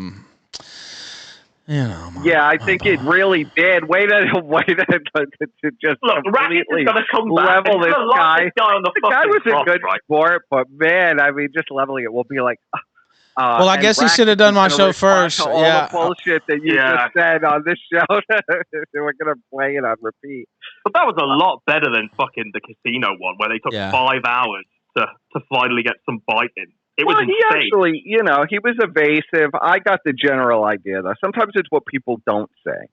If you notice, I kept asking him these questions because I wanted to see what he wouldn't say, and that's what makes it fascinating. Well, he's already said quite a bit. Yeah, but what he won't say is the most fascinating part. He said quite a bit, but what he won't say is the most fascinating. And he sounds like, it's a tough situation when you get exposed for something like that. I don't know. I mean, I don't feel like he has a good recourse either way. So I feel, if he's going to go around, big cloud chasing, he might as well just double down on it and do it all, right? I mean, what's he got to lose at this point? He might as well. The way he was referring to himself as well, like he's lost all sense of dignity, hasn't he? He even called himself a circus animal. I know. It was making me actually feel bad for him. It was working. What a spineless piece of shit. That's all he was doing. He was just trying to manipulate us to field lesser questions. Yeah. Like, yes, please tell us about your award-winning show that no one listens to. Please tell us about that guy that shook your hand. Was it mean to reveal that at the end? I kind of feel like that was appropriate, actually. And Guitar Anthony saved the day because it was just a couple minutes on the clock. We were actually over the clock. I had him booked before the casino. And no ill will. I appreciate him coming on, and I meant everything I said there. Everything he said has been confirmed. So it's not. Well, I don't know about. Nobody has. There's another side. There's another side to every story. Oh, of course. Yeah, there's another side, and like he's lying. Even when you were asking him questions, right? That repeating the things that he just said. He was like, "Oh, that's not how it happened," and he was telling it a different way. And then he was saying, "Oh no, you see it as a movie." Well, actually, I'm just repeating your words back to you, but you've forgotten what you said. Yes. Well, that was All right, and I'll announce that. You always know what's up. You always get it. All right. But